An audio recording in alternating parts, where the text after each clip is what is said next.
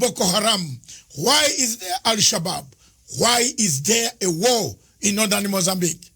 Today from Cairo to Cape Town, Dar es Salaam to Lagos, Lagos to Abuja, Abuja to Port Harcourt, Gabon. Today from Maputo to Rwanda, Kinshasa, Accra, Tripoli. What is happening in Tripoli makes Africa look a very bad continent. My show this morning is a simple show. I'm going to see what we can do for Africa. I have stood firm for the last 5 years. I've stood firm on this television station, stood by the people of Biafra. I am not going to be intimidated, but I will ask the questions that are supposed to be asked. General Buhari has not answered my questions for the last 5 good years. I have sent messages for them to answer why people in that great nation of Africa, with a population of 220 million people, why are people dying? Why are human rights abuses taking place? Why are tribes, the Fulani killing the Igbo, Christians being killed by Islamists, Boko Haram taking people, killing people day and night, abducting young girls who should be in school? I want General Buhari. I am also a general.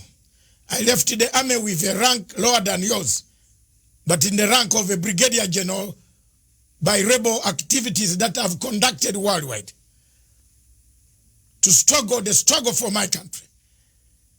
We shook hands and we left. But I want to ask a question.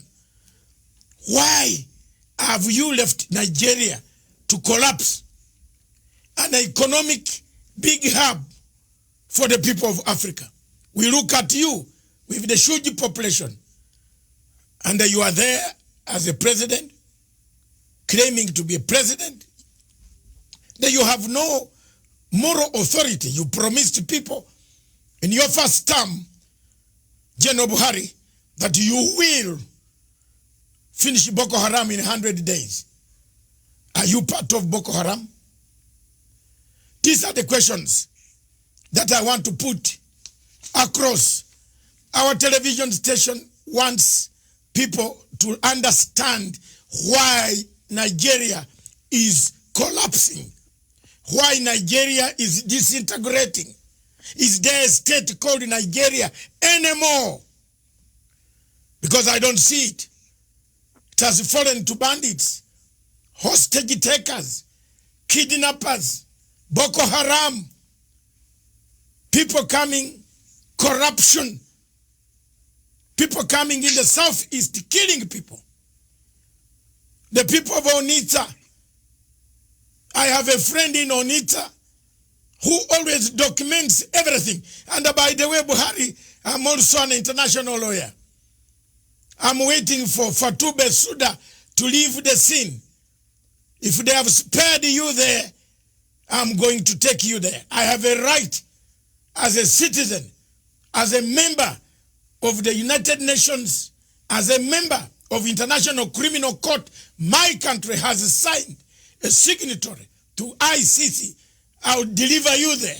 It doesn't need a Nigerian to deliver you in the ICC. So take notes on this show and understand we are not joking. You might joke with Nigerians whom you cut their limbs off every day.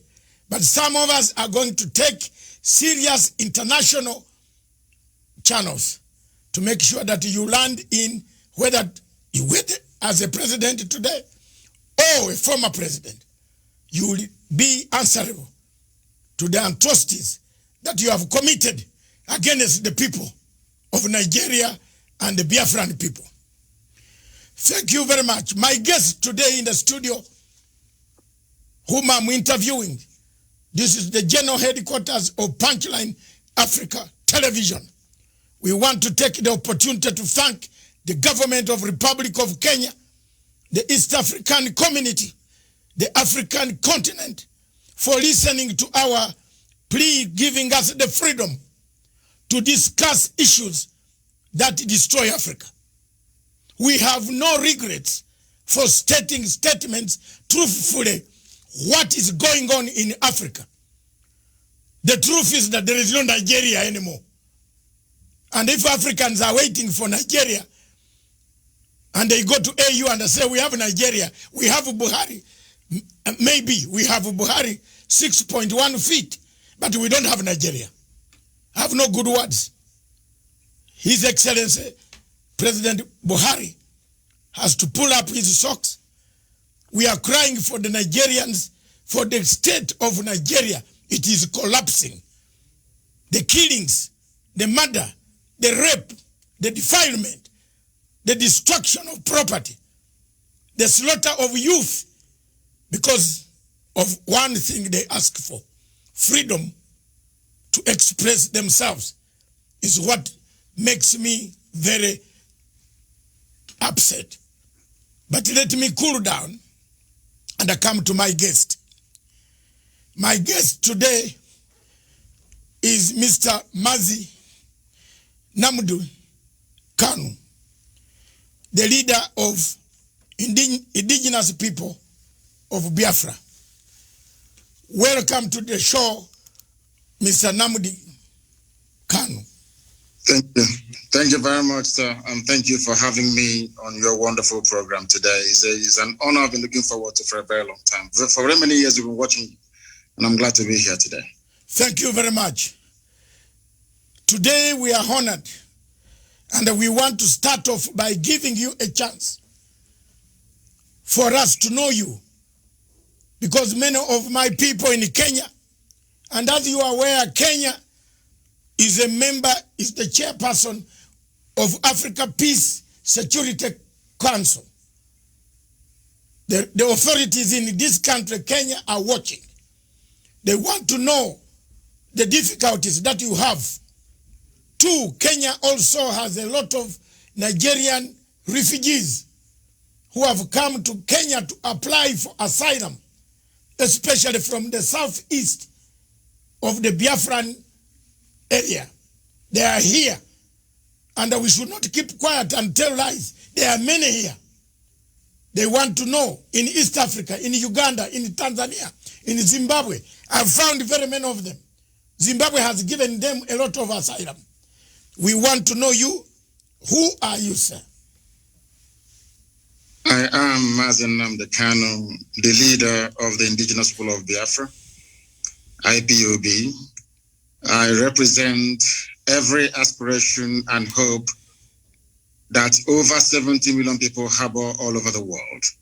Our job is to restore Biafra in peace and not in pieces by seeking a very simple route via a UN-supervised referendum or plebiscite, as the case may be.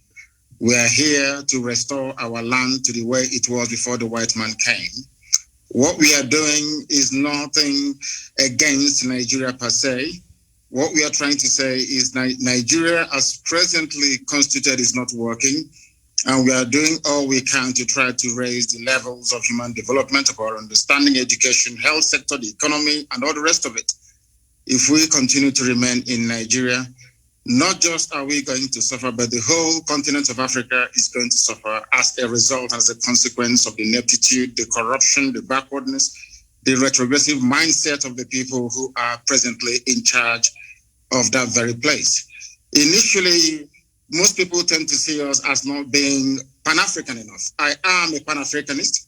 I believe in the unity of the African states.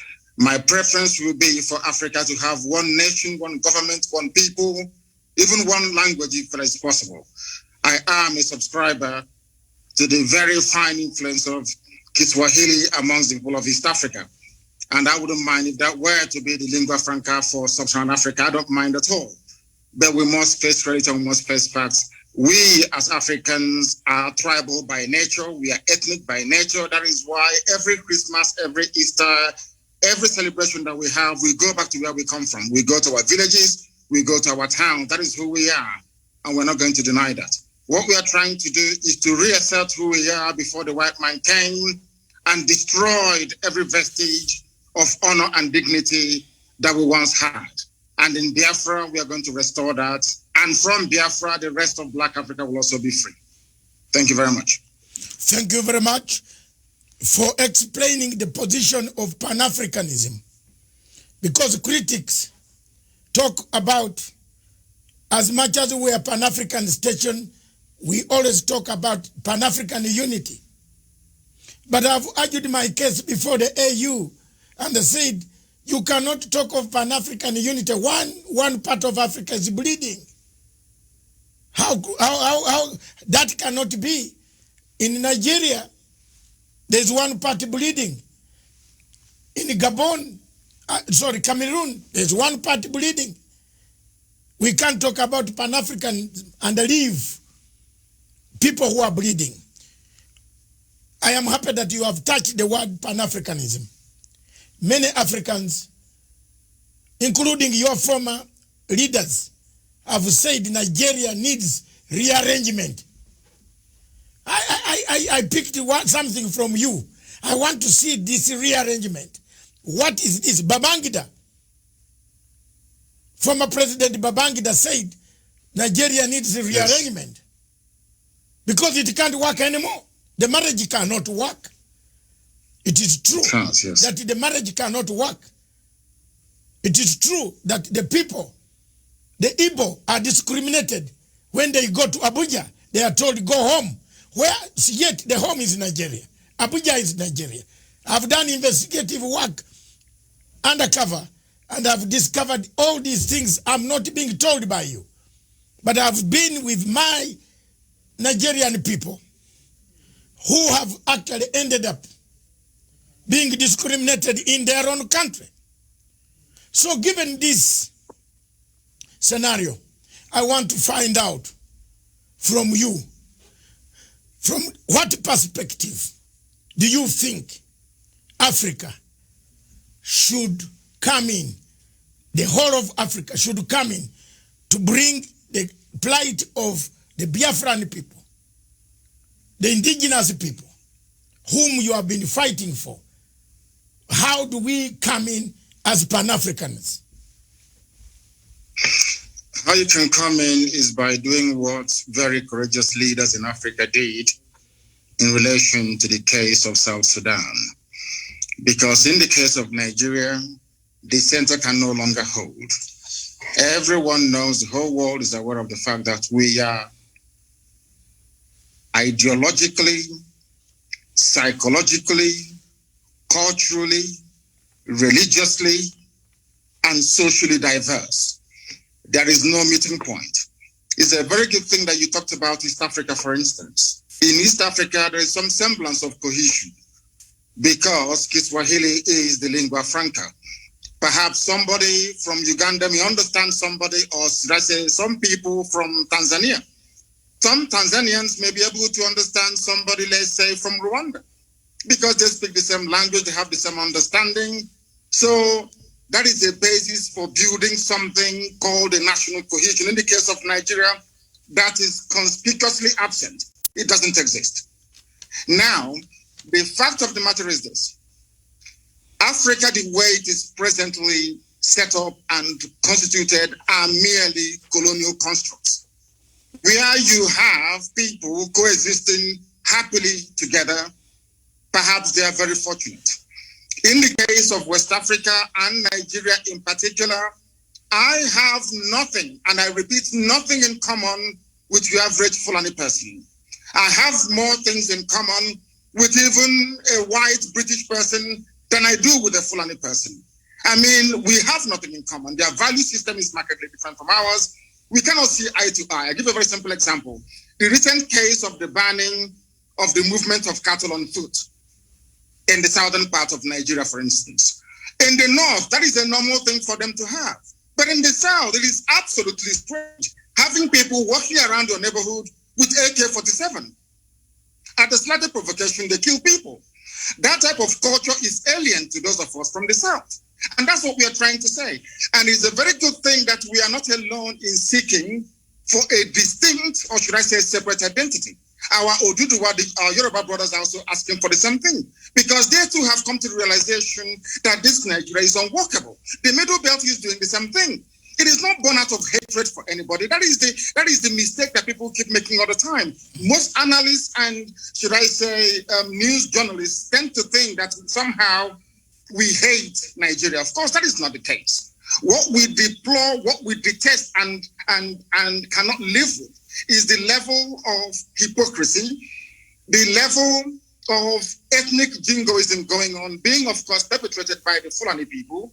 And this is what I want all Pan-Africans to be able to see, that Biafra will be there piloting and moving the affairs of the whole of Africa forward.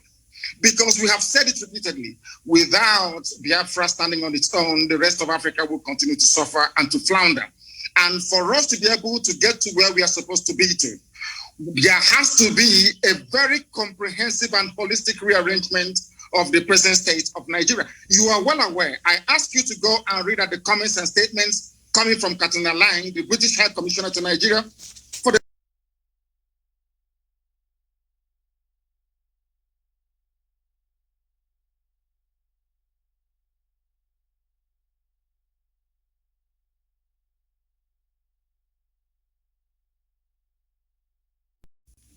every international norm and diplomatic protocol. That's what's happening in Nigeria. Nigeria doesn't exist as a country. It's not a nation. It's not a state. Nigeria is just a merely business enterprise. That everyone with a vested interest in Nigeria, by which I mean most European countries with their companies in the oil and gas sector in Nigeria, all they want to do is to exploit and to take away without adding anything in. Ogoni hasn't been cleaned up. People are dying in River State, right across from Iguacha and then the coastal region. Everywhere you go, there is mayhem and disorder. In Lagos this morning, the same thing. Everywhere you go to, Nigeria is crumbling because there is a palpable agenda of the Fulani Janja with Caliphate to take over the lands belonging to indigenous populations. And we have said no to that. We're not going to allow it, and we're not going to have it. Okay. Thank you very much. You brought me to a very serious question. A question that has been nagging both the locals, Africans on the continent, and the question of external darker forces. You have just mentioned people who are running the show, the oil companies. For example, they are watching. They have never raised anything on BBC, CNN, or international agencies. We don't hear, apart from we struggling as Africans ourselves, these agencies are not helping to say there are human rights abuses in Nigeria. For example, Nigeria, the American embassy closed its consulate in Abuja because of the huge numbers of people applying for asylum to go to the United States. But American embassy did not go far, and the American government did not go far to condemn and put sanctions on Buhari for failing to contain the malaise that has killed Nigeria. Two, if you look at the Total Oil, Shell BP, they have taken part in extraction of minerals, oil, and so on and so forth. They are doing it when they are seeing human rights abuses in the southeast of Nigeria. What do you say about that? It is because we allowed them to. Total is an oil company, is a private concern. Of course, it's a huge corporation, we know that. The same goes for Shell, for BP, for Halliburton, for ExxonMobil and all the rest of them. They operate the way they like in Africa because we've allowed them to. I was in Texas a few months ago. Most of these oil companies are there. But the type of environmental degradation and damage that we're witnessing in Biafra land do not obtain in Texas, because there they have laws governing their operation, how they exploit, how they, extract and distribute this very vital natural resource.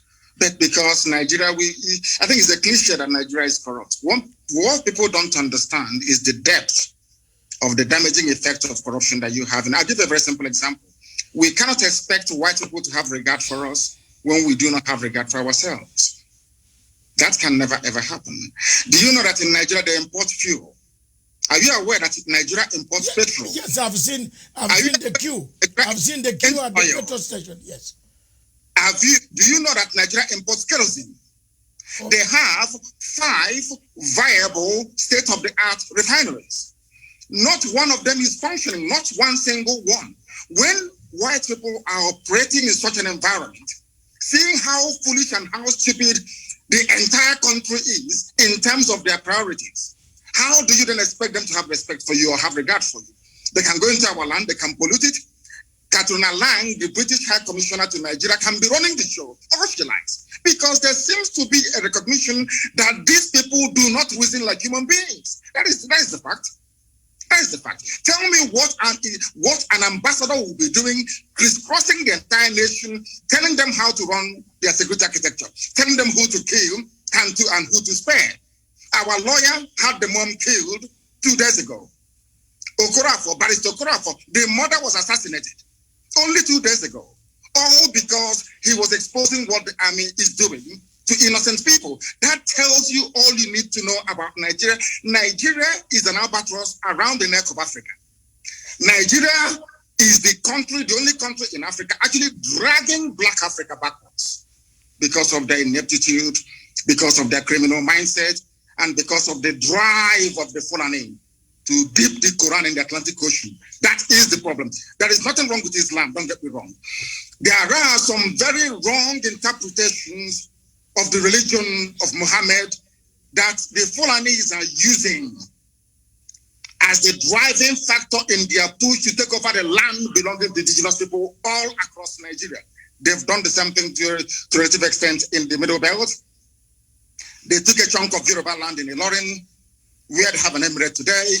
The same thing they're trying to do in our land, and we said no to it. And the whole world is there. The US mission is in Nigeria. The UK is in Nigeria. EU is in Nigeria. The UN is in Nigeria. And there is wholesale murder and slaughter of people going on in Biafra as I speak to you right now. This very minute. The same people, they claim they know where Boko Haram is from where they launched the attack. The same country is openly supporting ISIS in West Africa. Go to the newspaper pages yesterday, you will see it there. Nigeria government actually supporting ISIS to take over the terror franchise from Boko Haram. They're not hiding it anymore. There's a terrorist who is there as a minister. Now tell me which country in the world will allow a terror sympathizer to be a minister of state only in Nigeria. How can such a country be allowed to exist? Because of what some corrupt people are gaining in America. Because of what some corrupt individuals are gaining from Europe. Because of the corrupt tendencies of Katrina Lang, who is the UK High Commissioner to Nigeria. That is what is happening to us. And because we have no reason up to challenge this very orthodoxy of repression and oppression, that is why that woman keeps gallivanting all over the place, deciding who should live and who should be killed. It is not the fault of Total, not the fault of Shell, not the fault of Mobil. We allowed them, we created the environment to allow them to be so corrupt that now they're controlling our lives. And that is what Biafra will be to an end. I did not say that Biafra will stop the business of Total. I never said that we will not do business with Shell. No, not at all. But it has to be business between two human beings, not a set of human beings and one set of animals. Thank you very much for that question. Let me come back to the question of referendum. You parted ways, and most of us have parted ways with Buhari about the referendum. The people of Biafra have said, and the entire Nigeria, not only Biafra, most people that I meet or whom I've met, including Obasanjo, Several times I've confronted Obasanjo. By the way, me and Obasanjo, we can't sit on the table for 2 minutes without exchanging tables because I can't manage. I have asked, and Obasanjo asked, why don't you give a referendum? The marriage is broken. The marriage is gone. The marriage is not worth it. Do you think the referendum issue now can help to stabilize Nigeria? And if so, when and how can African Union, the Commonwealth, the European Union, and the UN can help to make sure that this referendum is put in place? The only way to go is a referendum, because I am a Democrat at heart. I believe that the democratic will of the people must be expressed at all times, and that is the basic governing principle of any viable society. I am an advocate of referendum, and the sooner they conduct it, the better. It's been muted in the past through their so-called rejigging of their constitution, through their so-called sovereign national conference, which has been coming on and off from time to time. Any new arrangement that seeks to keep Nigeria together as one must be subject to the will of the people. So either way, a referendum is going to come anyway. It may be delayed, but it is ultimately going to come. Now, one thing you must understand is this. There are very corrupt countries around the world. Maybe on the surface of it, they are not corrupt. But they have very corrupt operators that will prefer Nigeria to remain in the very hopeless state that it is in at the moment. Nigeria is in a very hopeless state. A lot of people are making money by virtue of the corrupt nature of Nigeria. Do you know that Shell BP can sell 1 million barrels of crude oil in a day and only report that they only sold 100? Do you know there is no meter? Where the crude oil is being loaded onto the tankers at the terminal in Biafra land where I come from, there is no meter. You can take as much as you like and declare whatever you like. These interests want to keep Nigeria one.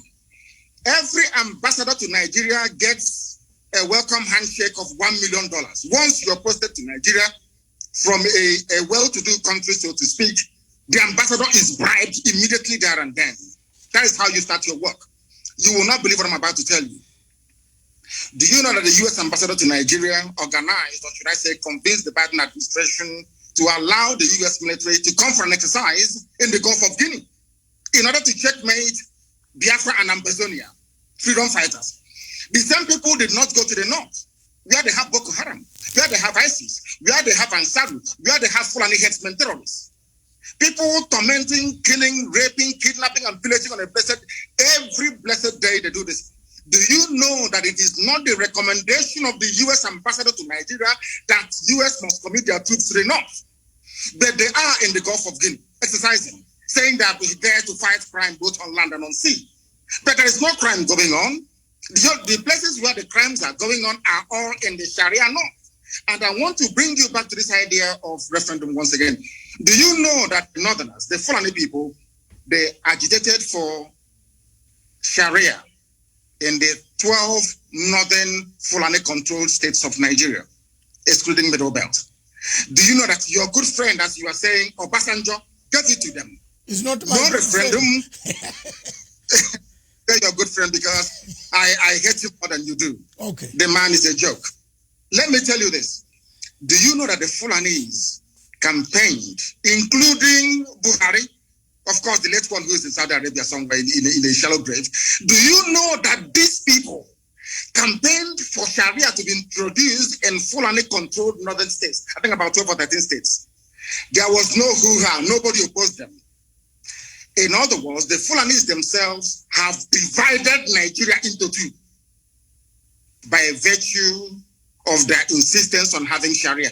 That is why today the Chief Justice of Nigeria is a Sharia lawyer, not a secular lawyer, not a secular judge, a Sharia court judge elevated to the position of the Chief Justice of a secular federation. Now you tell me. Your Excellency Nnamdi Kanu, is this the man the Chief Justice who said his papers were eaten by termites. That's correct, yes. It's him. Oh my God. That's the type of yes, continue. It's him. He is a Sharia court. He's an alkali in a Sharia court. But today, he is the Chief Justice of a secular state practicing common law. How do you expect us to accept such nonsense? Who in their right mind will live under such condition? Who in their right mind will? That is what we want Africans to understand. It's not that we hate anybody. We are Pan-Africanists. I want one Africa. I want one united Africa. But an Africa found on the basis of justice, fairness, equity, and progress. Not one found on retrogression, on backwardness, on corruption, on stealing, and on looting. That tells you all you need to know about Nigeria. Can you tell me why they're deploying troops to Biafra at the moment? Killing people every blessed day. The same people drafting or asking their troops to be deployed to Biafra land, they know where Boko Haram are. They know where to find ISIS in the north. But they will not go and confront them. It's only to come to the east to kill people because we are peaceful. Such injustice we are no longer prepared to tolerate. And that is why, referendum or no referendum, we are going. We are going. It's as simple as that. Thank you very much, Your Excellency Nnamdi Kanu. Let me bring you back to 1966. Several constitutions had been negotiated, but none addressed the fundamental question of social justice differences, political tensions, economic marginalization, competition, ethnic imbalances. In all this, from 1966, several constitutions have been brought. People started fighting. In 67, the war ended. Since then, upon the military took power. Obasanjo, Babangida, another one who died, and another one, several of them. The changes, nobody has been mentioning what ails Nigeria. At the center of it, it looks like you are mentioning it now. I can see, any observer on Nigeria can see your plight, just as we can see the plight of many African countries.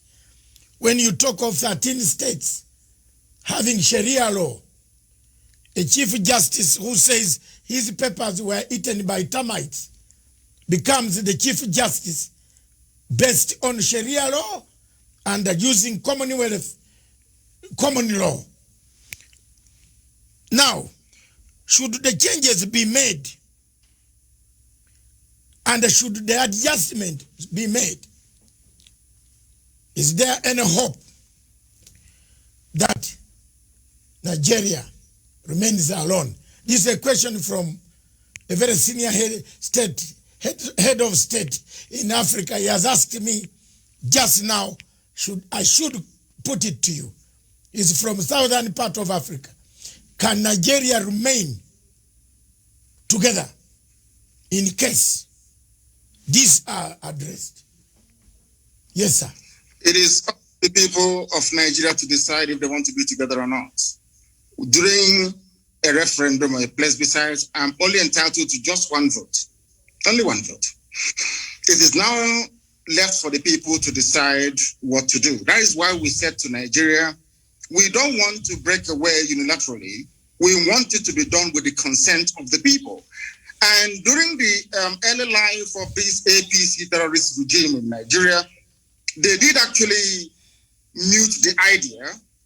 They discussed it among themselves that whatever new arrangement is being proposed must be subject to the will of the people.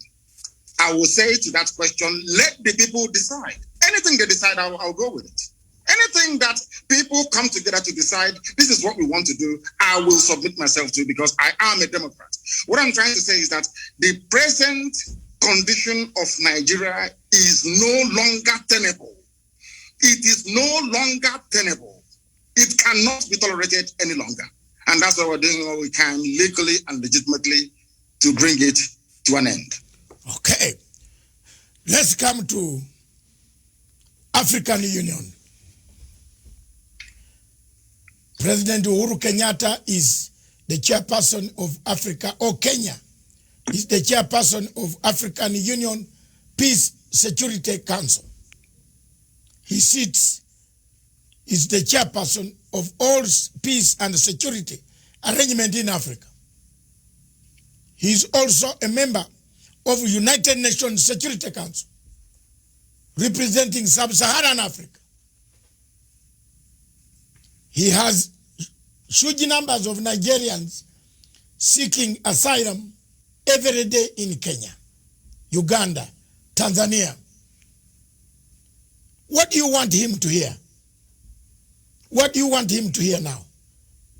What message do you give to them, to the AU, that the situation is not as they think, so that people can wake up and help you? What I want President Uhuru Kenyatta to understand is this. Contrary to all the fallacious lies and misinformation coming from Nigeria, we are not against African unity. We want Africa to prosper. And what is happening from what you've said, what they're experiencing now in Kenya and in other East African countries in terms of the huge numbers of people seeking refugee status and asylum, is indicative of the decay and the death that Nigeria is going through at the moment. And unless they step in now to do the right thing, believe you me, they will get millions upon millions of people asking for asylum in their countries in no distant future. Let it not be said that the disintegration of Nigeria will somehow bring an end to Africa's cohesion and unity. It is a lie. It's a lie. It will strengthen it. Nigeria is the country dragging Africa backwards, being purportedly the most populous nation, black nation in the world, with vast reserves of oil and gas in my land in Biafra. A lot has been expected of Nigeria over the years, but each time they have failed.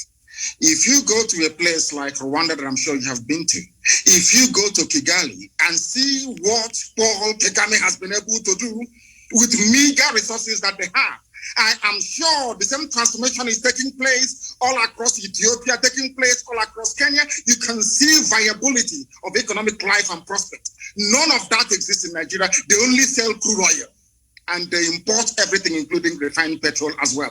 What I want African leaders to understand today is this, that Nigeria is the problem of Africa. If you terminate Nigeria, it's like a cancer growing somewhere on the body of Africa. Once you get rid of Nigeria, believe you me, Africa will spring to life. Let them not be deceived. Don't allow yourselves to be deceived to think that we need this huge country with huge population and vast natural resources to be relevant in the world, on the world stage. That is a lie. Because the size of Nigeria, the way it is today, was predetermined by our colonial masters. Britain said, we want to use Nigeria to influence every other country in Africa. That was their game plan. Britain wanted to control Africa through Nigeria. It's there in the official documents. And I'm saying to Africans today, don't allow that to happen. As you say, the level of Fulani mediocrity in Nigeria has made it almost impossible. The best way for us to go is for Africans to understand that Nigeria is a tumor, a cancerous tumor, very dangerous one. Cut it out and Africa will be free. Okay. Thank you very much. I just want you to take a slow pace now. I want to come to ask a question that has happened to me also. We seem to be swimming in the same field.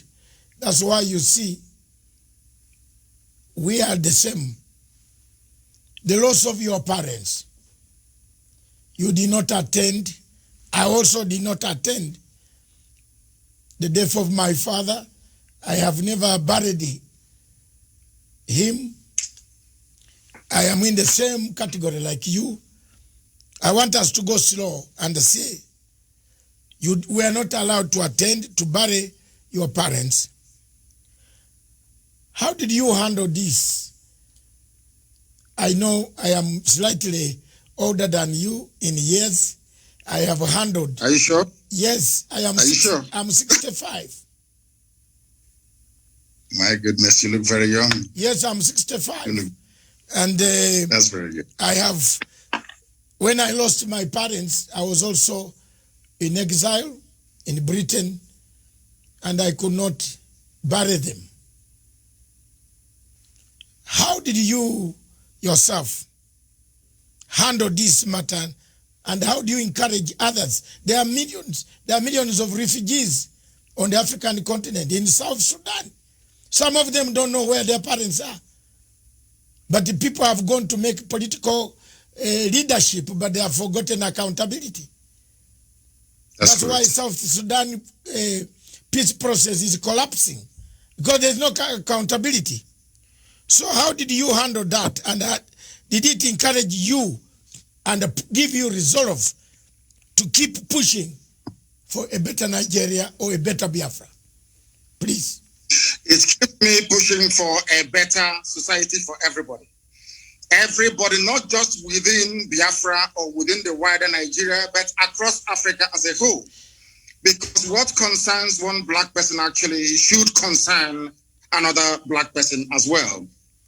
I put my parents' murder by the Nigerian state into context. The only thing that matters to me is the freedom for Biafra, of which I am prepared to pay whatever price that God requires of me to pay in order to ensure that Biafrans are set free. That was how I managed to, should I say, compartmentalize that very grief at that moment in time.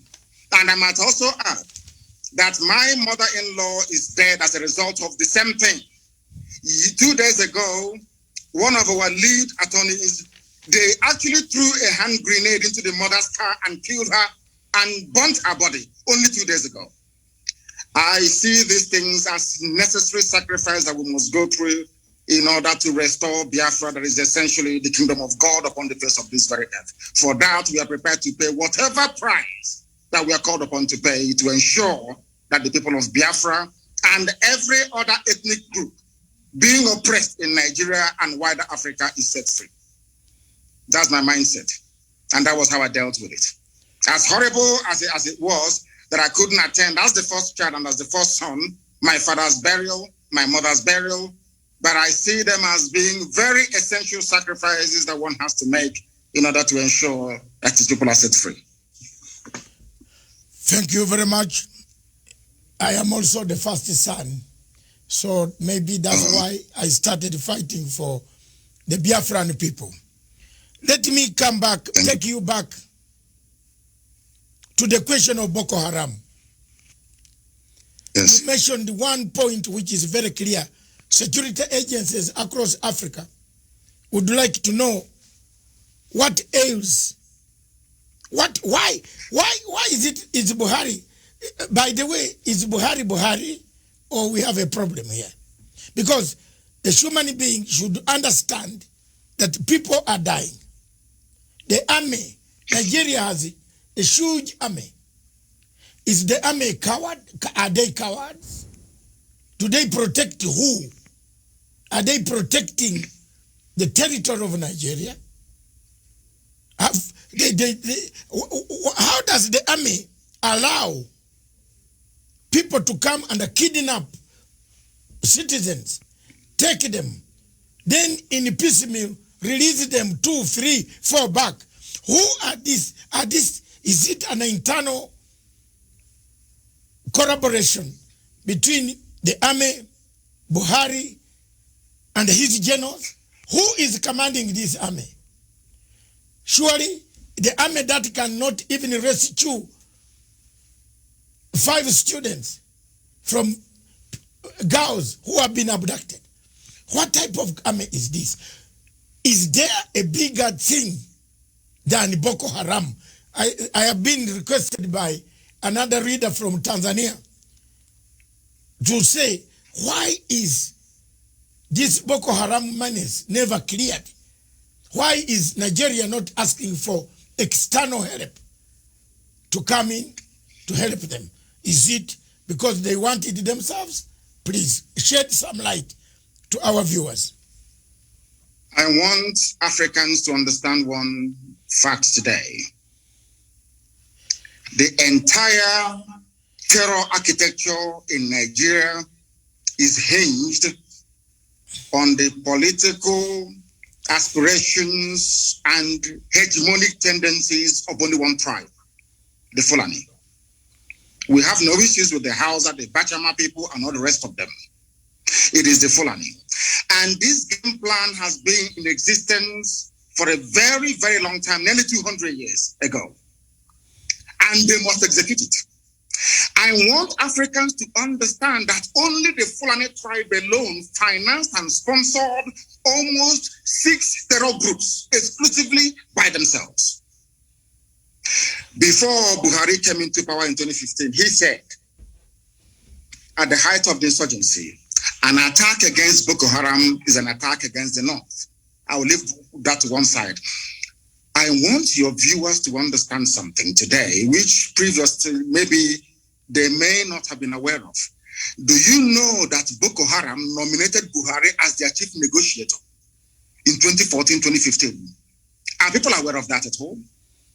Do you know that these same people only a few years ago said that these murderers and these rapists, they are our misguided brothers?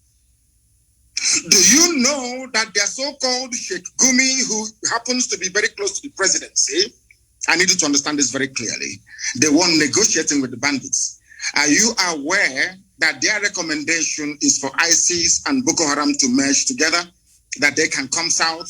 I want these points to be noted by your viewers all over the world. So when you see these people, you ask them these questions. Do you also know that the leader of the dreaded ISIS in West Africa province, ISWAP, his name is Al-Banawi. Al-Banawi is the son of Yusuf Mohammed, the founder of Boko Haram. Do you know that this man was arrested around about the same time that I was in detention in 2015? Do you know that he was released without trial on the orders of the presidency of Nigeria? Do you know that the 4th largest terror group in the world, the Fulani headsmen, which the whole world knows, the 4th largest terror group in the world, they are Miyetiala. Do you know that the presidential spokesman came out and said live on national television that these terrorists are legitimate stakeholders in the government, in the governance of Nigeria? Are you aware of that? Do you know that despite telling the whole world that these murderers and these killers are from the Sahel, they are not Nigerian Fulanis? Do you know they're forcing us today to give them our land so they can settle in perpetuity? Are you aware of that? Let me also shock you this morning. From the office of the Inspector General of Police of Nigeria, a letter came out titled Terror Elements to Expand Frontiers of Attack. In this very letter signed on behalf of the Inspector General of Police of Nigeria, of which Katona Lang and the US Ambassador are both aware. Here, they mentioned the specific places where they claim the leaders of Boko Haram are hiding. Understand this. I want the world to know that this Fulani expansionism is a well-planned, orchestrated move to take over the land of indigenous people and hand it over to marauding Fulani nomads across the Sahel. A letter from the IG of Police of Nigeria. In this very letter, they mentioned the names of the places where they felt or they believed their intelligence told them that these people are hiding. They did not send Nigeria army or police there to go and confront them. Instead, they sent them to Imo State. They sent them to Abia in Biafra land and gave them an order to shoot at sight. And I want you as a journalist, I want you as a lawyer to go back and investigate through the history of Fulani-funded terrorism and insurgency in Nigeria. Try and see if there is any instance where the IG of police or the chief of army staff has ever said to the troops, shoot at sight anywhere in the north. It's never happened before, only in Biafra a few days ago. That is to tell you that this is a well-planned pincer movement, basically from the east and from the west, in order to try to take over the geopolitical space of Nigeria for Fulanis across the Sahel. These are the things you need to ask yourself this question. You've been talking about Boko Haram, ISIS, all these murderers all over the place. Ask yourself this question. Has any Boko Haram been convicted before of any crime in Nigeria? Ask yourself this question. Now, let me put it to Africans and to the whole world at large on this your program today. I know that a while back, Al-Shabaab attacked a few shopping malls in Kenya. Is that correct? Yes. Now, maybe you live in Kenya. You are now residing in Kenya. Is that correct? Yes. Don't worry. Yes, I am here. Now, how do you think Kenyans will feel if President Uhuru Kenyatta were to grant some kind of amnesty to Al-Shabaab to now say, Al-Shabaab, you know what? Come and become part of Kenyan army. How would you feel? I think the Kenyans will go to the streets. The Kenyans will catch the Al-Shabaab and will roast them on the streets. Now, let me tell you this. This is something that Africans don't know. Yes. Do you know that Nigerian army being sent to Biafra land today contains elements of Boko Haram and ISIS in it? Yes. Because they are now part and parcel. I've seen the reports, yes. Now, let me ask you this question. When people say we shouldn't fight the army or their police, how do we know who they sent to us? How can you distinguish between a terrorist in army uniform and a serving patriot in Nigerian army? That's the question I'm asking the whole world to answer. How do we know? They incorporated terrorists into their security architecture. How do we know who is who? Okay. How? Thank you very much, Your Excellency. Let's just take a short break and take water because it is hot in here. And I think wherever you are is also hot. It is, yes. The interview is fantastic. It has generated one of the huge numbers in the history of Pan-Africanism and this television station. So let me take some water. You take some water. We resume in 2 minutes. Okay, 2 minutes. Okay, sir. On that question Thank you. the world, how do you differentiate between Boko Haram and Nigerian army? When Simple question. When Boko Haram has been inscripted, that's better English, inscripted in Nigerian army to come and kill the people of the Southeast. That is the question on the table. When we return, this is Matsanga Africa perspective. In Matsanga Africa perspective, we look for hot spots. One of the hot spots is Nigeria. Is Nigeria disintegrating? Is Nigeria fragmenting to pieces? Is there leadership in Nigeria? Is General Buhari the general we saw 10 years ago? Oh, this is a different person. How can a leader allow his people to die? How can you inscript a Boko Haram to be a minister in your own government? Oh my God. Is there something wrong? A country that we all looked at as a country, the big giant of Africa. We saw everything in Nigeria. Now it looks like what my good writer, the man who wrote the things fall apart, Chinua Achebe, was right. The center cannot hold anymore.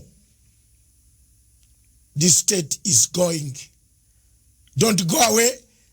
Just we are returning. This is a fantastic show from Punchline Africa Television. We are interviewing His Excellency Nnamdi Kanu, the leader of IPOB, Indigenous People of Biafra. Thank you.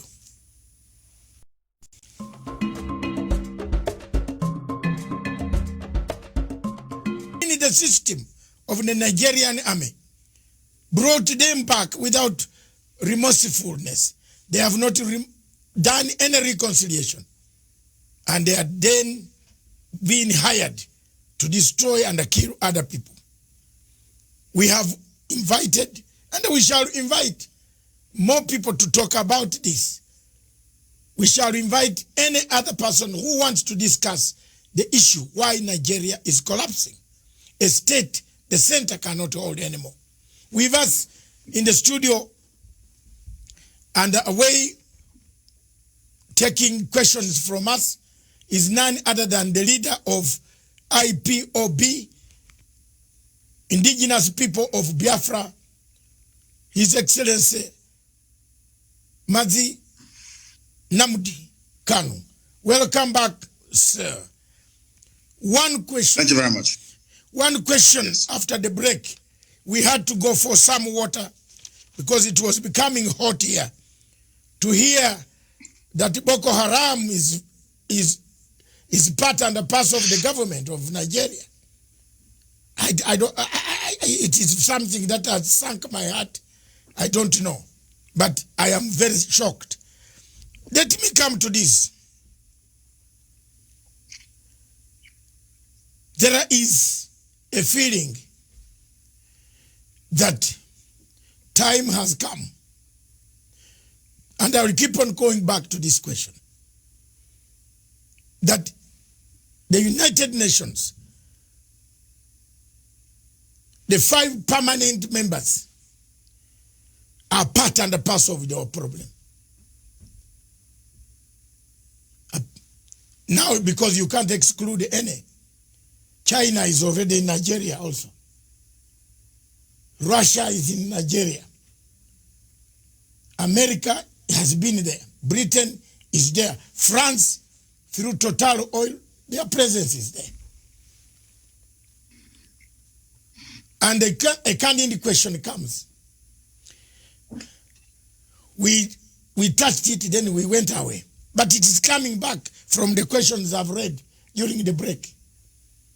Someone from South Africa is asking, surely, do these permanent members of the United Nations have eyes? Do they see? Because there are some clips here which I don't want to show you on this TV. They are very bad as far as the killings of the youth in Southeast in Biafra. The killings, the slaughter, the torture by the army, by Nigerian army.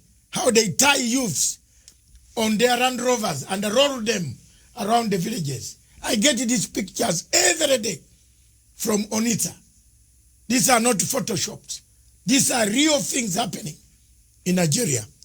So someone has asked, does the United Nations permanent 5 have eyes or not? What would you say to them now, today? As we find... I believe that. Yeah. Go on. They have eyes, but for some reason they have decided not to see the evil happening to Biafra. And this is what I want Africans to actually digest. Africans must ask themselves this question. Why is there this global conspiracy against Biafra? I have an answer to that. It is because Biafra portends goodwill for the whole of Africa. And they understand this very clearly. We cannot be blaming the permanent 5 of the UN because we are the ones that created the enabling environment for them to come in, to exploit and to do whatever thing that they want to do. I was having a very serious discussion with somebody and I said to them, do you think that the world prefers this very exploitative relationship that they have with the very corrupt, subsequent corrupt regimes that you have in Nigeria? The person said yes, and I said no. The answer is no. USA is more concerned about trade with Japan and EU more than they will with Nigeria. Because in all these economies, people want where they can ship their goods and services to be purchased. They needed to have the spending power. That was the reason behind the USA helping Germany to stand on its feet after the Second World War.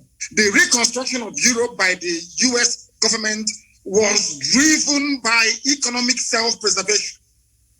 People would want an Africa that is viable, an Africa that will be like the Southeast Asia, where high goods and services can be traded with ease. Not this very almost primitive, exploitative relationship that they have in places like Nigeria.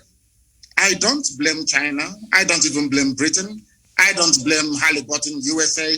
I don't blame Ajib of Italy. I don't blame Shell of Netherlands. I don't blame any of these people. We are the ones that allowed them to come to exploit us. So we cannot blame them.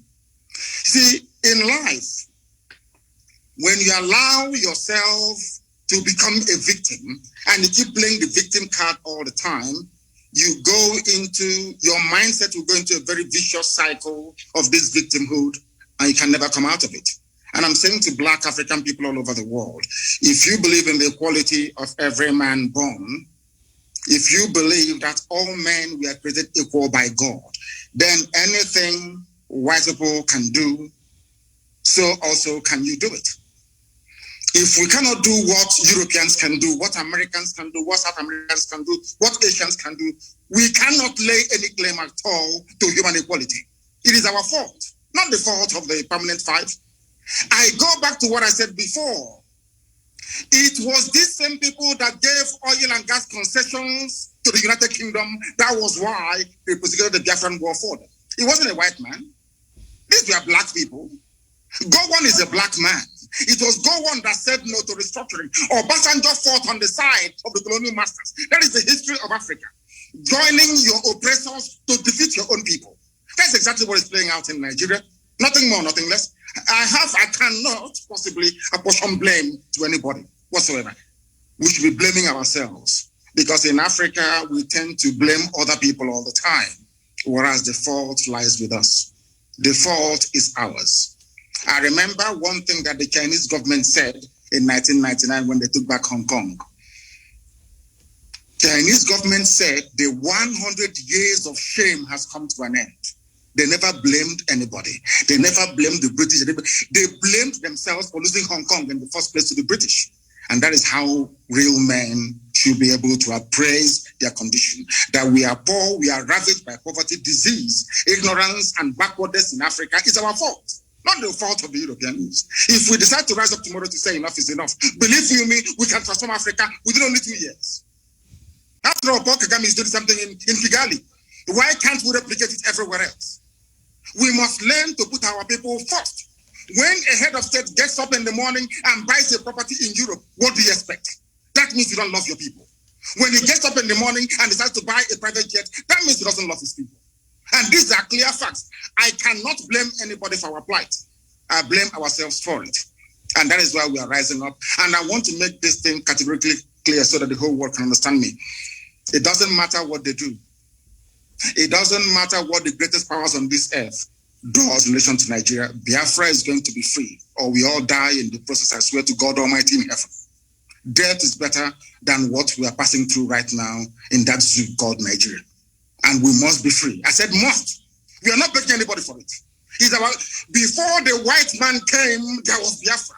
Before Britain was created, Biafra existed for over 5,000 years before the formation of Britain. How did they decide where I should live? How did they decide which identity I should have? How can a white man come from Europe and decide to call me a Nigerian? What is the meaning of Nigeria? Nobody knows. We must go back to who we are. Be proud of who we are. I am a proud Biafran.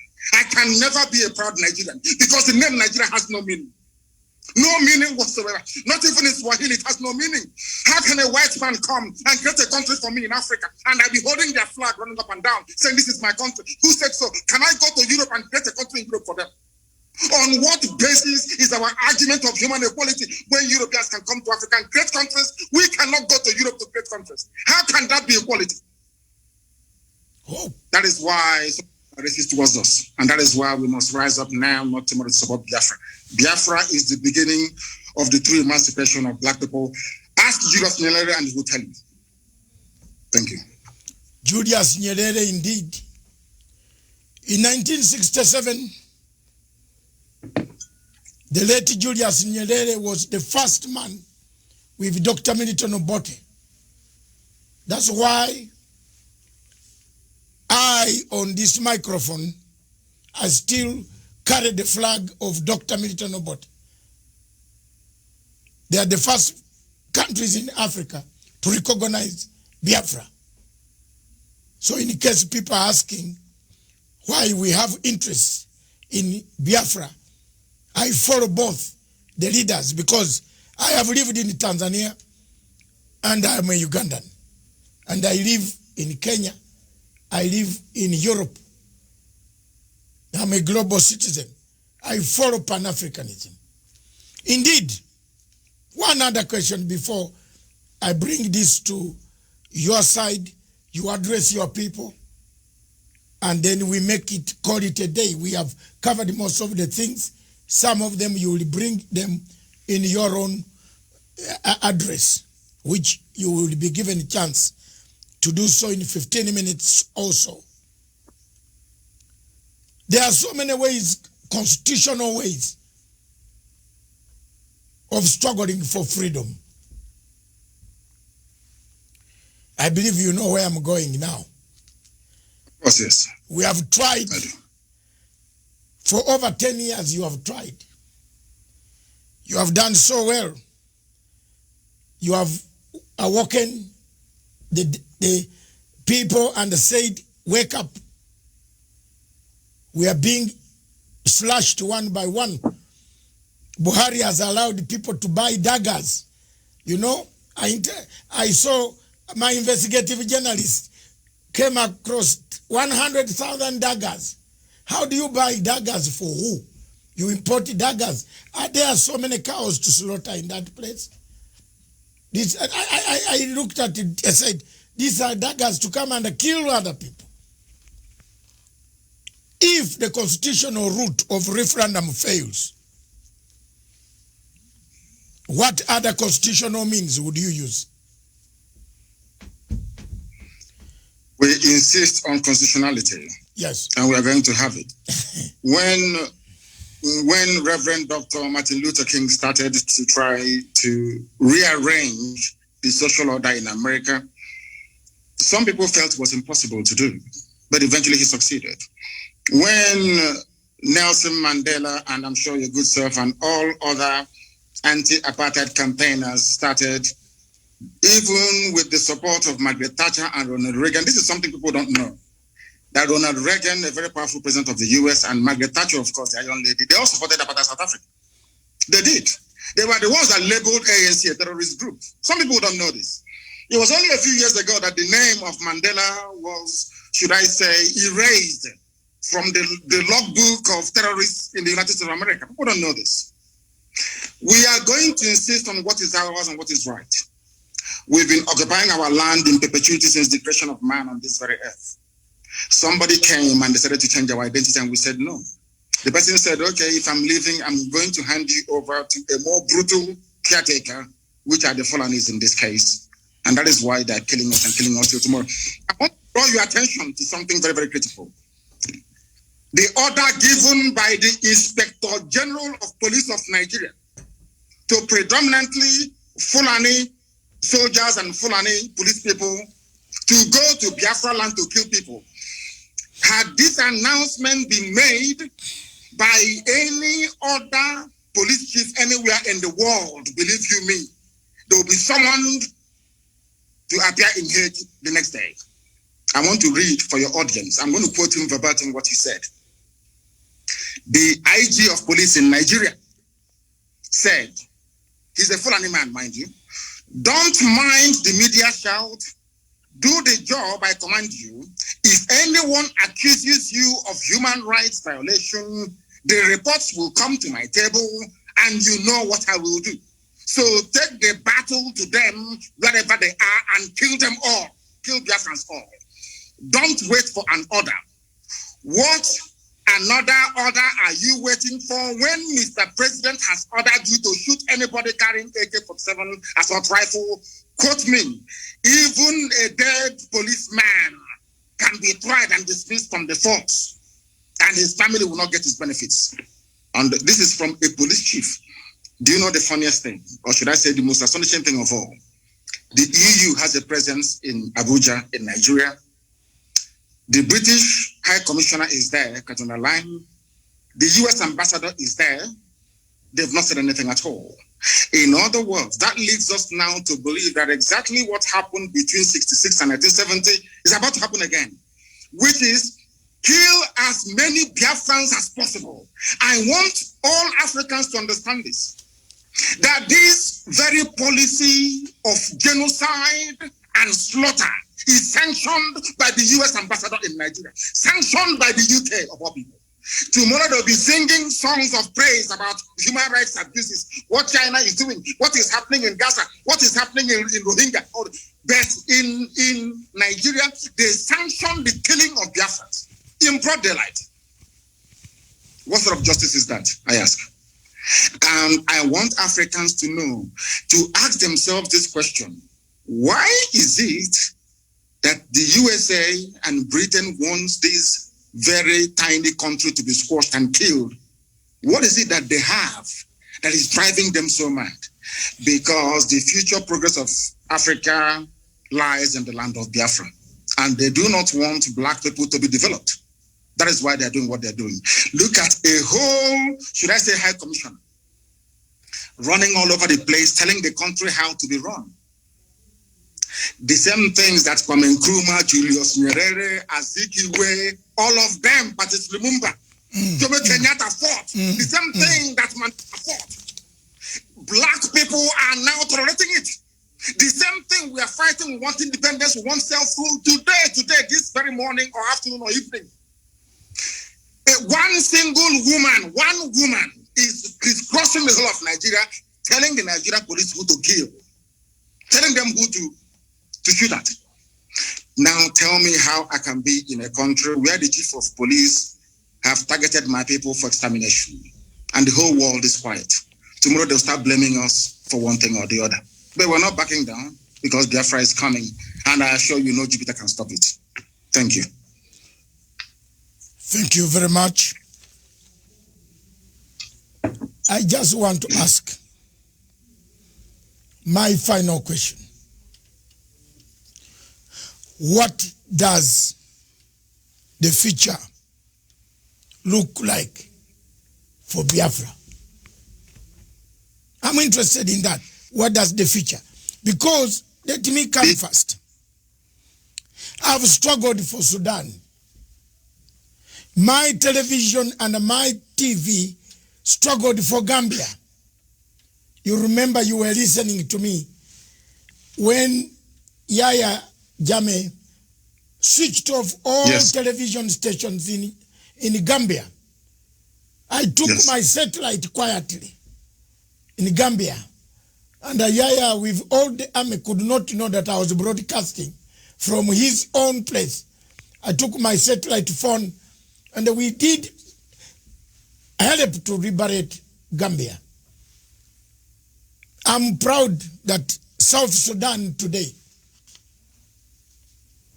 I played a part to call Dr. Riek Machar. You know, at the time, the people, Your Excellency Nnamdi Kanu, think that when you interview a man who has a different opinion from the government, you are giving them platform. Yes. We must hear. When we talk, then the violence will stop. If we keep quiet, then we shall perpetuate violence. So we should keep on talking. And I picked up a phone called Riek Machar in South Africa, where he had been put under house arrest. I shouted on this television to IGAD and the AU. I made noise to the British and the Commonwealth office. I said, how do you lock a person who should be negotiating peace in South Sudan? Took about 2 months, 3 months. Riek was set free, was told you can now start the negotiations. Everything I've touched on African continent in my 65 years, I've resolved. I resolved a big, huge conflict in Uganda. I think you already know. Between the Lord Resistance Army and the President Museveni. People feared to go to the bush to look for this man, younger man called Kony. Very young, still 40-something. I went. I said, you are killing people. People want you to talk. And we have come here. If you want to kill us, you can also kill us. I'm a determined man. I want you to paint for us a picture of a Biafra that does not look Savimbi way. You know where I'm coming from. You have read the Savimbi history. I do. We give him everything, then he turns up, he misuses, he lets us down. Sudan, South Sudan, look, we give them time, Riak comes back, they fight again over power. I have been there for Cameroon, the Amazonian people. I'm bringing them again. Now they have several factions. You don't know whom to call. One calls you, don't call that one, don't call this one. That, you see, these are things that worry me in Africa. Paint for me the picture of a Biafra you want. Yeah.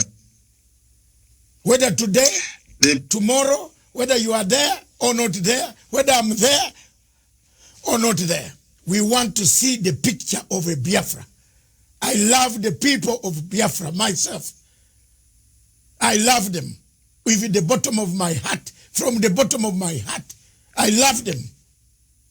I don't care about Buhari, what he can say. Whether we meet at AU, I will point fingers at him. I will. It is coronavirus that has made us not meet now. But if AU was meeting in Nigeria, I would wrestle him. I don't care. Because this is something that is paining the people of Africa. And you can't wear long kanzu, this long clothes, and come there to impress us with your perfume when people are dying. Therefore, I want you to paint for me a picture of a Biafra. What type of Biafra do you want? The type of Biafra I want is the Biafra of my ancestors, the land of the free, where people are allowed to pursue their daily endeavors without interference from any higher authority, where individual and collective autonomy of every component, ethnic, nationality within Biafra will be guaranteed, not just by law, but by virtue of our existence as dignified human beings. A Biafra that will be demilitarized, a Biafra that will be forward-looking, innovative, creative, run on clean, green energy, not reliant on gas or petrol. A Biafra where the police will not bear any arms. A Biafra where people can live and die and you will not see an armed soldier anywhere around you. A genuine republic, a land belonging to the people.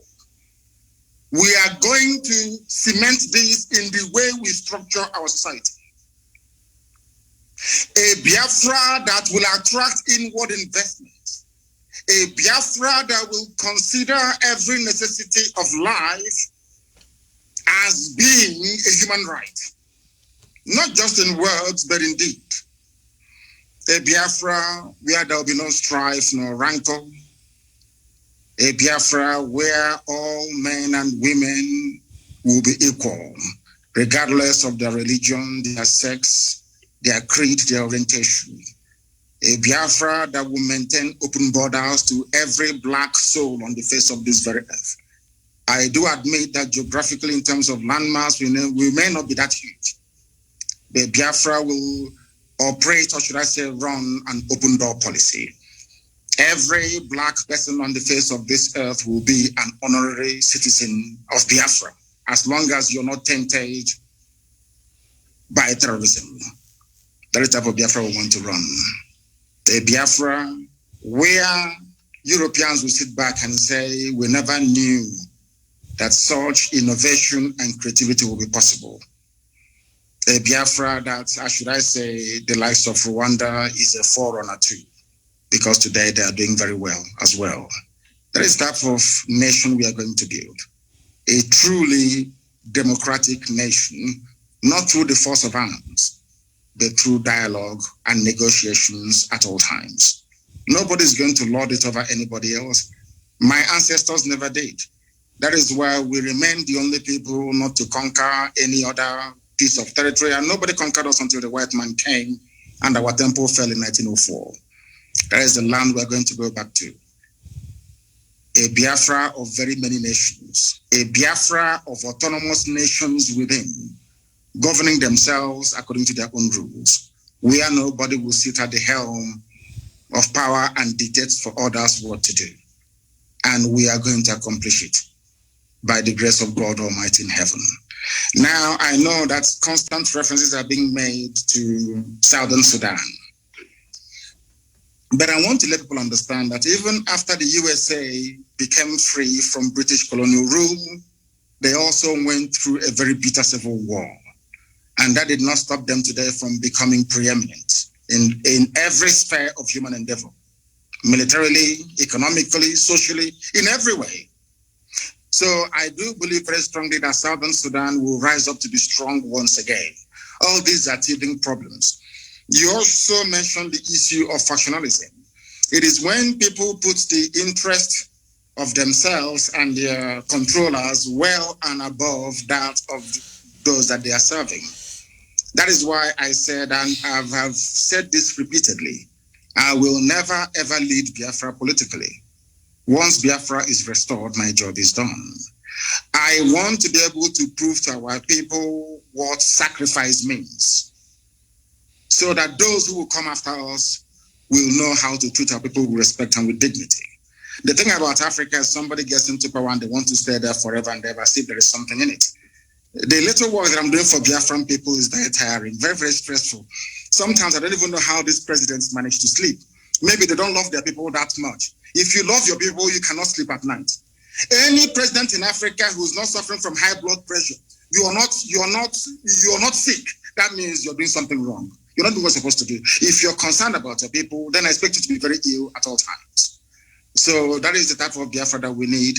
That's the type of Biafra we're going to have. A type of Biafra where the wealth, well-being of Sub-Saharan Africa flows from. And I can assure you we are going to deliver it. We will deliver it. The Pan-Africanism that we talk about is going to start from Biafra, because mind you, I did not say that we're just going to have Biafra and then we shut up all the borders. No. What we want to do is to return to our organic political, cultural arrangement. Should Biafrans wake up the next day to say, oh, we want to be the same country with Oduduwa, all well and good. Should Biafrans wake up and say, oh, we want to expand into Amazonia, all well and good. As long as you take the consent of the people with you, this nonsense that the Europeans did in Africa, we want to reverse it.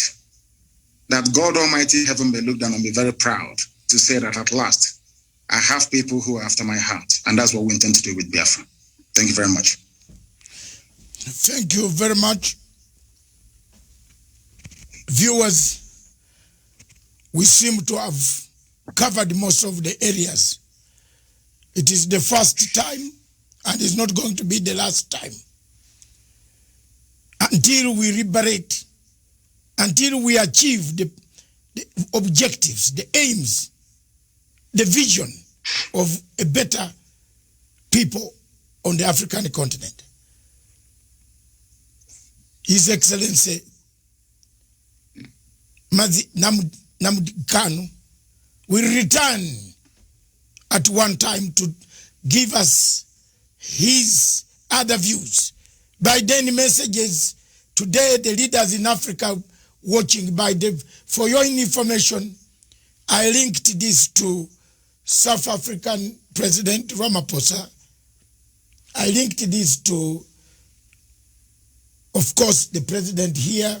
His handlers are watching. President Emerson Mnangagwa, Office of Foreign Affairs, and his President's Office, they are watching.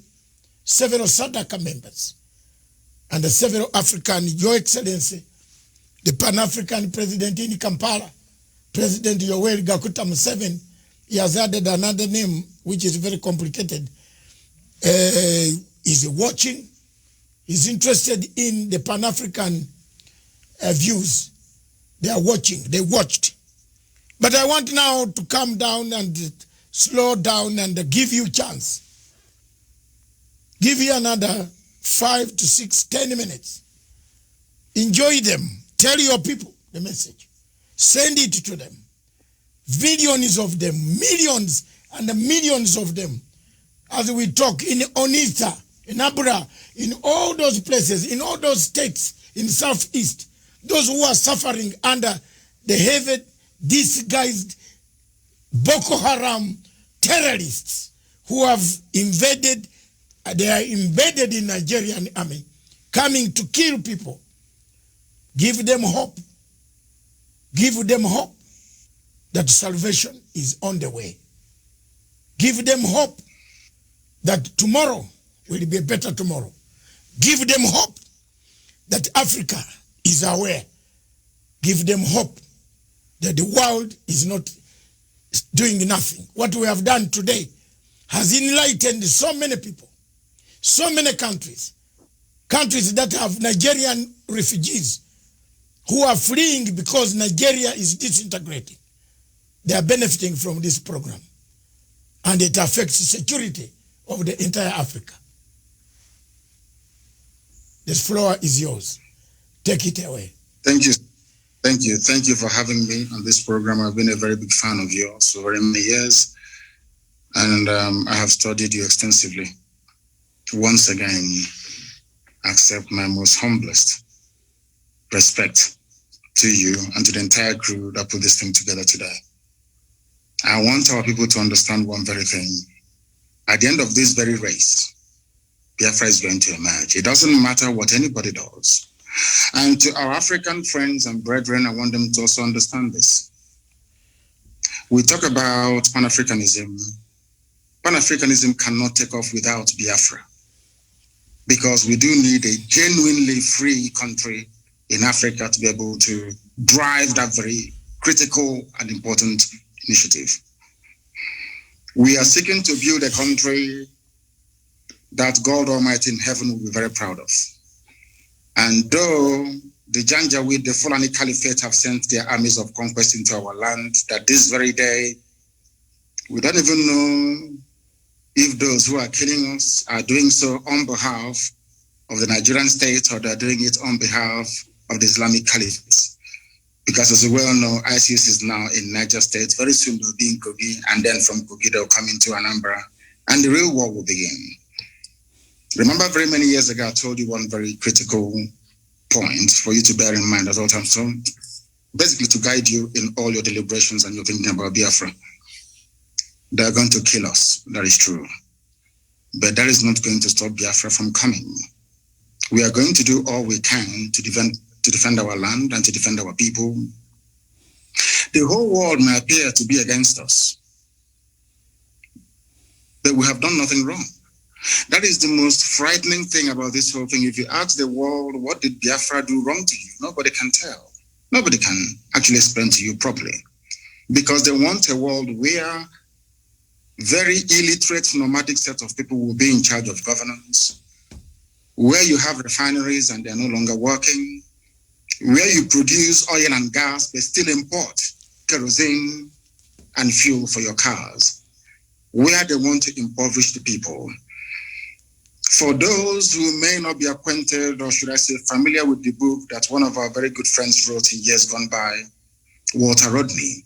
He was at Dar es Salaam University where he was assassinated by the CIA very many years ago. Walter Rodney wrote a very compelling book called How Europe Underdeveloped Africa.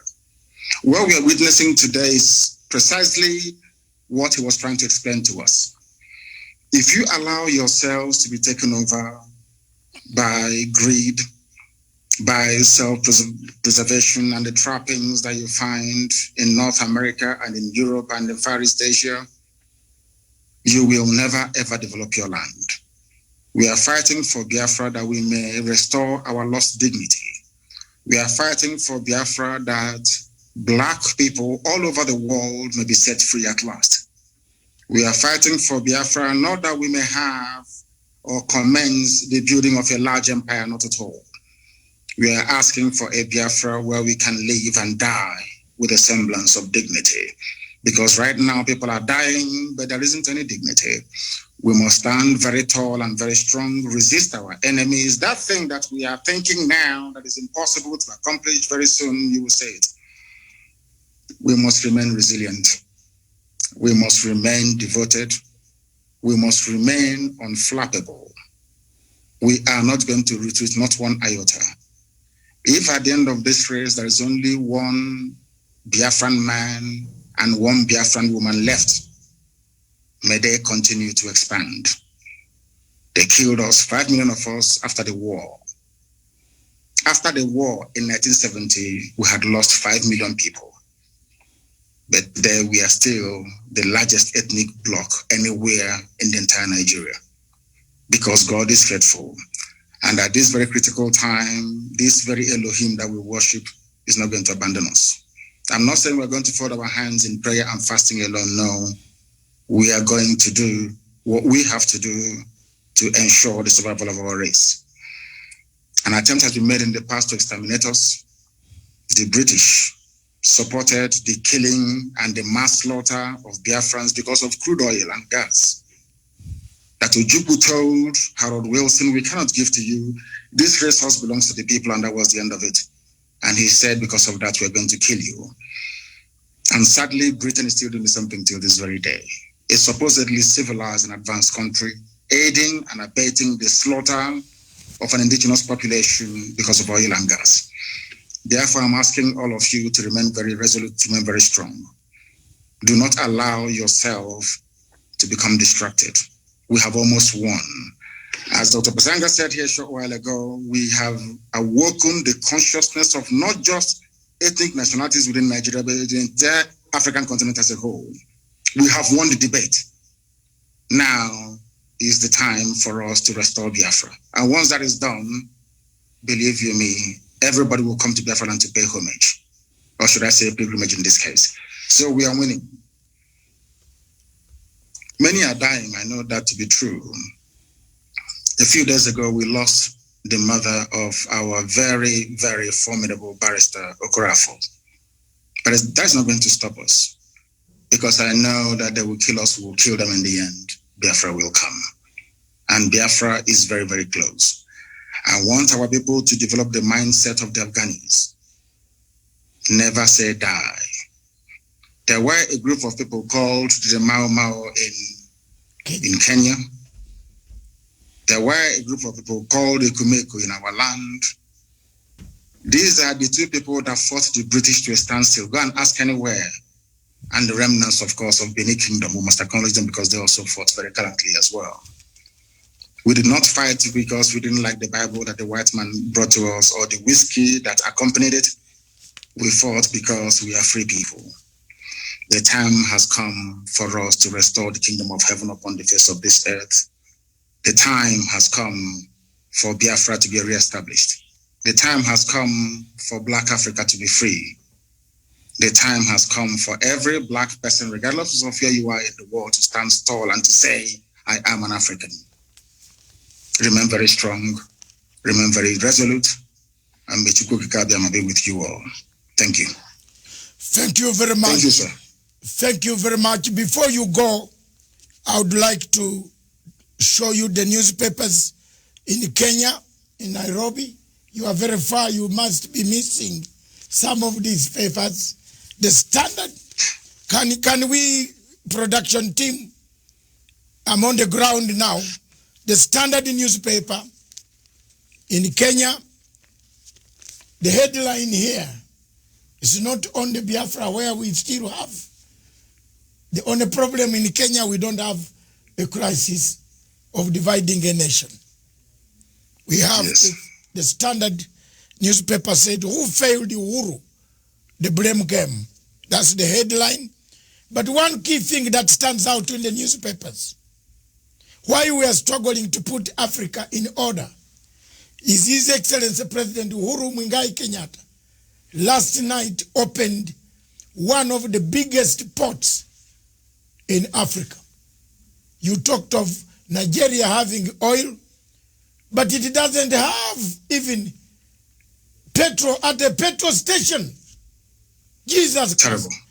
But President Uhuru Kenyatta, while yesterday opening the the port in Lamu, he said this port will connect the east to the west, east to the north, east to the south.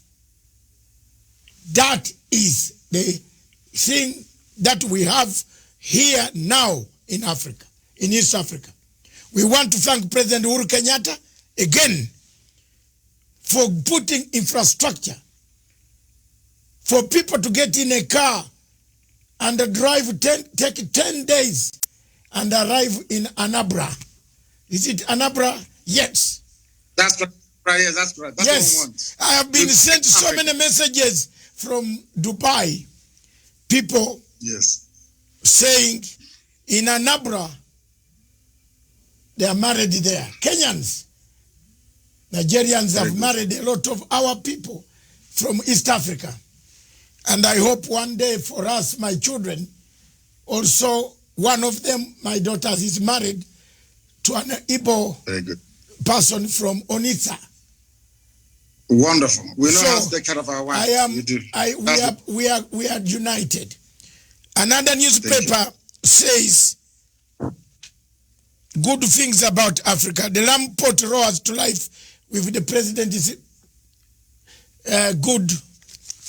You can see it. Yes, yes. And that's it. And another good thing in Africa, I'm looking for Africa stories. For your information, I am a Liverpool supporter for 43 years. Like myself. Or I don't know. My God. Thank you very much. It looks like we are all Liverpool here, but the others don't get worried. We are now struggling to liberate Africa. Don't forget your local team in Biafra, and don't forget. Absolutely. Rangers Football Club is my first love, and Liverpool is the side chick. My first team in Uganda is Villa Football Club. Villa. Then my team in Kenya is AFC Leopards. Then my team in the world is Barcelona. Wonderful. I die with the people of Cantona. I like Cantona. And you can now guess why I like Biafra. Yes, of course. So thank you very much. Thank you very much. For having me. Thank you very much, Honorable His Excellency Nnamdi Kanu, the leader of indigenous people of Biafra. I want to take this opportunity to thank you and to tell you that my television station is linked, will be linked directly to every system of the Biafran people. Everywhere. Thank you very much. Let's today make a formidable move. I am not here for money. I never asked for a penny from any Nigerian in order to broadcast. I started broadcasting with passion. I have already told you one of my daughters is married to a man from Onitsha. And this man comes to my house, tells me the story. You know, in London, he tells me the story. I have been a supporter of the people. That Obasanjo there, you see walking free. It was me demonstrating at the Nigerian embassy for Abacha to release him with Chief Abiola. I wanted them released together with Osuji, who is the president of ICC. We used to come there every Friday for Obasanjo to have freedom. But when Obasanjo came out, he looks for money. Anywhere you find Obasanjo, you know he's looking for money. I'm sorry to tell Nigerians, may God bless me for being truthful and honest. There's no conflict. There's no conflict Obasanjo has ever solved in Africa. Even when we went for Zimbabwe Troika in Melbourne House, Obasanjo sided with Australia to expel Zimbabwe from the Commonwealth. That's the man you have. But thank you very much, yes. God. Jesus Christ, hold us. Don't tire. Keep on the struggle. Keep fighting. I will. Keep democratically sending the message. You need a referendum. Peaceful ways. Don't give up. May God hold your hand. Thank you very much. Thank you. Thank you, sir. Thank you for having me. Thank you very much. Yes. Viewers, this station, therefore, is for Africa, by Africa, with Africa. Long live Africa. Ciao.